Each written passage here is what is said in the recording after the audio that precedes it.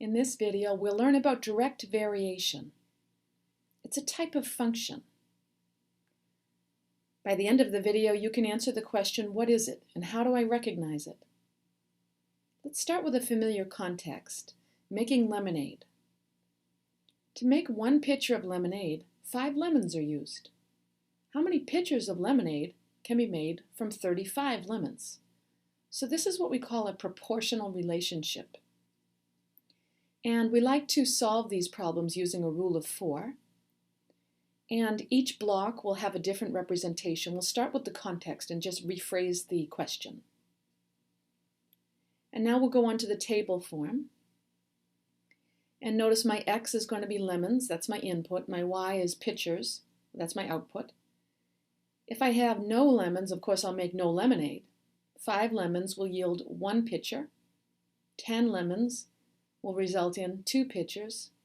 15 lemons, 3 pitchers, etc. And so the equation form is next. In the equation, we're going to say y equals 1/5 times x. Because you'll notice in the table, whatever your x is, if you multiply it by 1/5, you'll get your y. Now we'll go into the graph form. And we'll make lemons our x-axis and pitchers will be our y variable. And we came up with a convenient scale and interval, and we'll just start plotting points from our table.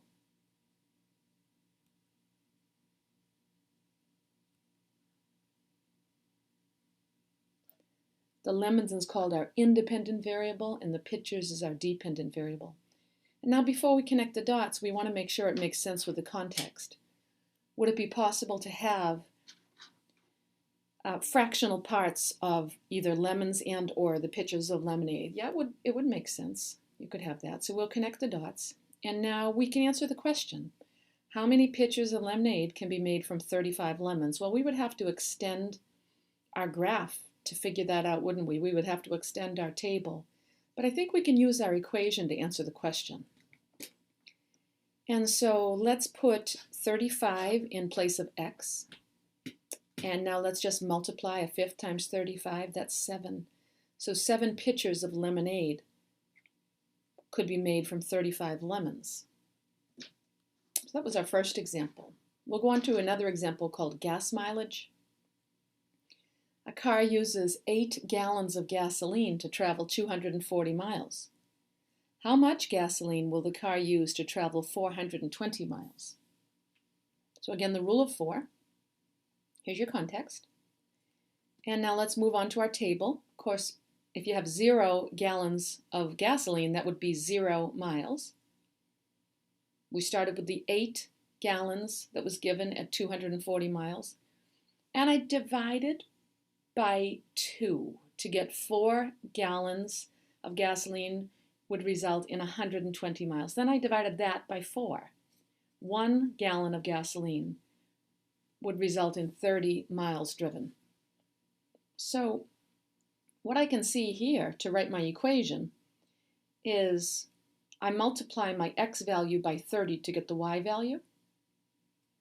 So y equals 30x is my equation. Now we'll go on to a graph. Gallons will be my independent variable, my x, and miles will be my dependent variable, or y. And I'm counting by convenient numbers for my scale and my interval on both axes. I'm just going to plot my points. Again, I asked myself the question, would it make sense to connect these points? It would make sense in this context. And now let's go back to answer the question that was asked. How much gasoline will the car use to travel 420 miles? Well, you'd see I have to extend both my table and my graph to get that. So an easier way is just to use the equation, substitute 420 for y. And now rewriting that equation, we can solve for x. And so x equals 14 gallons of gas would be used to travel 420 miles. So that's an example of context with our direct variation. Now let's look at tables. Here, each of these tables show a direct variation, and my question to you is, do you notice anything about the structure of the tables? For instance, take a look at, in the first table, what do you do to the x to get the y? You see I multiply by 3. What about the second table? What do you do to the hours to get the pay? You multiply by 6. In the third table,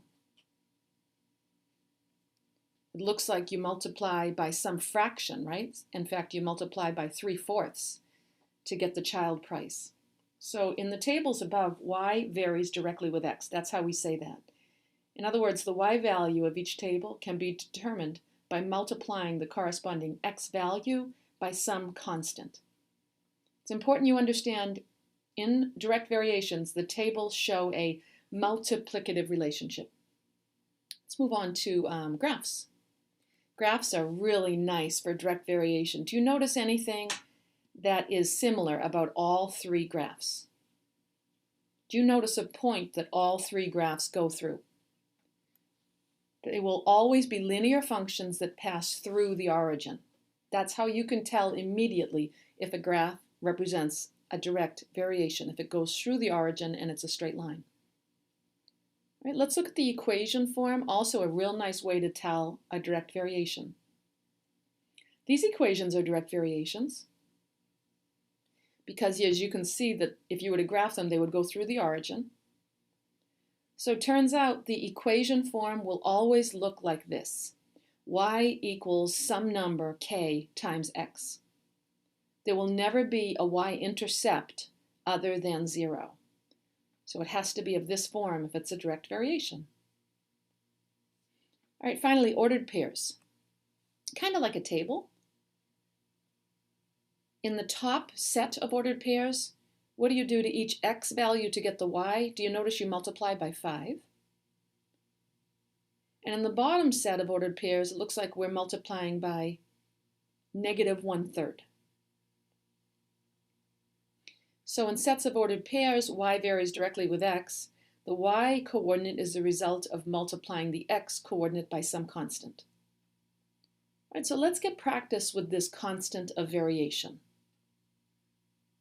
I've given you 3 different representations of 3 different direct variations. What is the constant of variation in the equation? That's very easy to spot. It's the k, it's the number multiplying the x. The constant of variation is 4. How about in the table? What do you multiply each x value by to get the y? -3, therefore the constant of variation is -3. Graph can be a little bit trickier. We want to know, what did you multiply each x value by to get the corresponding y value? If you look at the point that's plotted, 3, 1, you can see I multiply the x by 1/3 to get the y.